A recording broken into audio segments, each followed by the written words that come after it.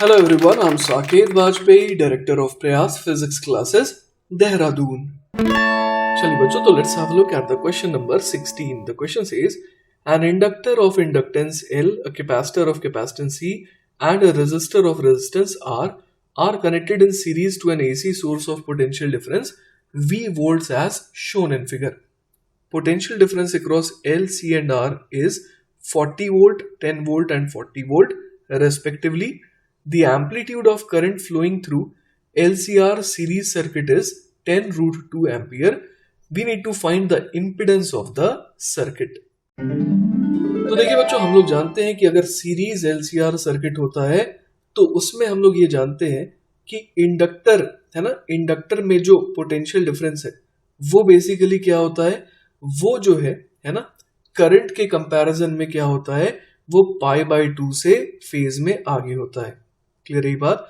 उसी तरीके से कैपेसिटर में जो है ना, कैपेसिटर के अक्रॉस जो पोटेंशियल डिफरेंस होता है तो उसमें हम लोग अगर देखें तो वो क्या होता है कि फेज वाइज है ना, π/2 से करंट से पीछे होता है। और रेजिस्टेंस में क्या होता है, रेजिस्टेंस में कोई भी फेज डिफरेंस नहीं होता है करंट और पोटेंशियल डिफरेंस के बीच में। तो इस तरीके से हम लोग यहाँ पर डायग्राम बना सकते हैं। तो हम लोग यहाँ पर क्या देख पा रहे हैं, हम लोग यहाँ पर देख पा रहे हैं कि VC जो है वो कितना दे रखा है अपने को, वो दे रखा है 10 वोल्ट। ठीक है, VL अपने को दे रखा है 40 वोल्ट और VR अपने को दे रखा है 40 वोल्ट। तो हम लोग समझ पा रहे हैं कि 40 और 10 का रिजल्टेंट कितना हो जाएगा, 30 हो जाएगा पहले तो।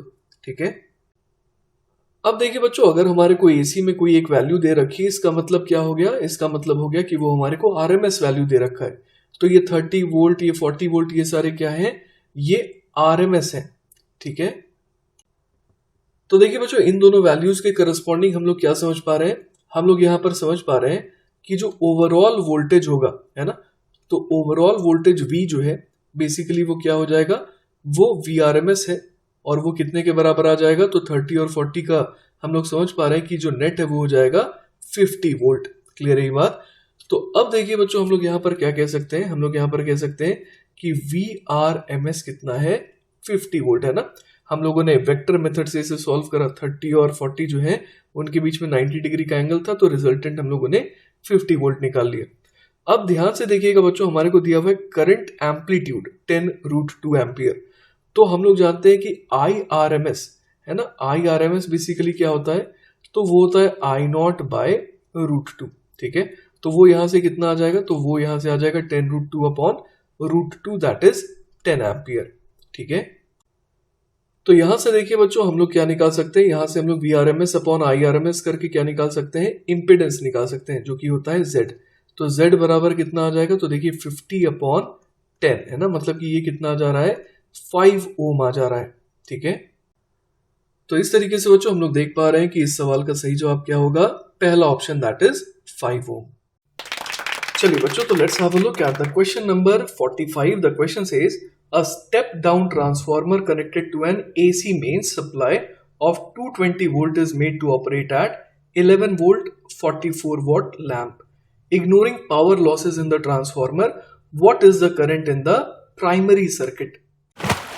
तो बच्चों, हम लोग यहाँ पर देख पा रहे हैं कि हमारे को एक ऐसा ट्रांसफार्मर दिया है जिसमें हमें पावर लॉसेस को इग्नोर करना है, मतलब कि हमें 100% एफिशिएंट मानना है। तो इसका मतलब इनपुट पावर को क्या करना होगा, आउटपुट पावर के बराबर करना होगा। अब यहां पर हम लोग देख पा रहे हैं कि इनपुट पावर क्या हो जाएगा, तो इनपुट पावर हो जाएगा VP IP और आउटपुट पावर क्या हो जाएगा, तो वो हो जाएगा VS IS है ना। तो ये दोनों को बराबर करना है। अब हमारे को ये दे रखा है कि जो VP है ना, वो कितना दे रखा है, तो वो दे रखा है 220 वोल्ट के बराबर। क्लियर है। अब हमारे को देखिए आउटपुट पावर, ये बेसिकली क्या है, ये आउटपुट पावर है, तो वो हमारे को दे रखा है 44 वॉट के बराबर है ना। तो ये 44 वॉट है। सो हम लोग क्या लिख सकते हैं, VP IP is equal to PO। तो यहां से क्या आ जाएगा हमारे पास, 220 multiplied by IP is equal to आ जाएगा 44। क्लियर है ये बात। तो यहां से देखिए हम लोग क्या कह सकते हैं, IP स्ट्रेट अवे हमारे पास कितना आ जाएगा, 44 अपॉन 220, मतलब कि ये हो जाएगा 22 इंटू 10 और ये 22 इंटू 2, मतलब 1/5 है ना, दैट इज 0.2 एम्पियर के बराबर। क्लियर है ये बात। तो बड़े आराम से हम लोग देख पा रहे हैं कि इस सवाल का सही जवाब क्या है, ऑप्शन नंबर 2 हो जाएगा। ठीक है, चलिए बच्चों, let's have a look at the question number 47। The question says a series LCR circuit containing 5 Henry inductor, 80 microfarad capacitor and 40 ohm resistor is connected to 230 volt variable frequency AC source. The angular frequencies of the source at which power transferred to the circuit is half the power at the resonant angular frequency are likely to be dash and dash. तो बच्चों यहां पर बात करी गई है resonant angular frequency की। सबसे पहले तो हम लोग रेजोनेंट एंगुलर फ्रीक्वेंसी पहले निकाल लेते हैं। तो रेजोनेंस कब होता है? जब XC बराबर XL हो जाए, मतलब कि 1/ओमेगा C बराबर क्या हो जाए? ओमेगा इंटू L के बराबर। तो यहां से क्या आ जाता है? ओमेगा, है ना। ओमेगा बराबर क्या आ जाता है हमारे पास? तो ये आ जाता है 1/√LC। ठीक है, तो हम लोग कौन से ओमेगा की बात कर रहे हैं? रेजोनेंट एंगुलर फ्रीक्वेंसी की बात कर रहे हैं। तो उसको लेटर से कि मैं ओमेगा नॉट से डिनोट कर दे रहा हूं। तो ओमेगा नॉट हमारे पास क्या आ जाएगा? 1/√LC के बराबर आ जाएगा। ठीक है, तो अगर हम लोग वैल्यूज पुट करें यहां पर, तो देखिए हमारे को L दे रखा है 5 और C दे रखा है 80 माइक्रोफैरेड, है ना। तो यहां से हम लोग क्या देख सकते हैं? ओमेगा नॉट कितना आ जाएगा? तो ये आ जाएगा 1/√ऑफ L है 5 और C है 80 इंटू 10⁻⁻6। क्लियर है बात?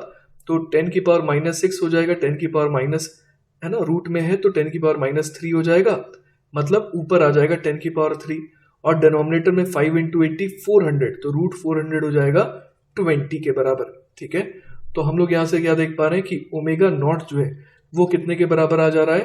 तो 1000/20, मतलब कि 50 रेडियन पर सेकेंड के बराबर।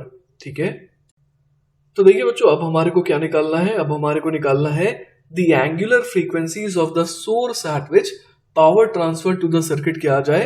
Half the power at the resonant angular frequency. और रेजोनेंट एंगुलर फ्रीक्वेंसी क्या है? Omega naught, that is 50 radian per second. तो अब देखिए बच्चों हम लोग समझ सकते हैं कि ऐसी एंगुलर फ्रीक्वेंसीज ओमेगा 1 और ओमेगा 2 की वैल्यू क्या हो जाएंगी? तो ओमेगा 1 को हम लोग लिख सकते हैं omega naught plus delta omega, और इसी तरीके से ओमेगा 2 को क्या लिख सकते हैं? Omega naught minus delta omega. जहां पर हम लोग समझ पा रहे हैं कि ट्वाइस ऑफ डेल्टा ओमेगा क्या होता था? तो ट्वाइस ऑफ डेल्टा ओमेगा होता था बैंड विड्थ। क्लियर है ये बात? तो हम लोग समझ पा रहे हैं कि ओमेगा नॉट से डेल्टा ओमेगा आगे जाएंगे या डेल्टा ओमेगा पीछे जाएंगे तो हमारे को क्या मिलेगा? ऐसे फ्रीक्वेंसीज, ऐसे एंगुलर फ्रीक्वेंसीज मिलेंगे जिन पे क्या आ जाए? पावर जो है वो आधी आ जाए as compare to power at the resonant angular frequency. ठीक है, और साथ ही साथ हम लोग ये भी जानते हैं कि डेल्टा ओमेगा क्या होता है? तो वो होता है R/2L। ठीक है, तो चलिए बच्चों R/2L की वैल्यू निकालते हैं। तो R कितना दिया है? 40 ओम दिया है upon twice of L। L कितना दे रखा है? तो वो 5 दे रखा है, मतलब कि ये कितना आ गया? तो ये 4 रेडियन पर सेकेंड आ गया। क्लियर है ये बात? तो हम लोग यहां पर देख पा रहे हैं कि ओमेगा नॉट अगर 50 है तो ओमेगा 1 आ जाएगा कितना? 54 रेडियन पर सेकेंड, और ओमेगा 2 कितना आ जाएगा? तो 50 minus 4 that is 46 radian per second आ जाएगा। क्लियर है ये बात?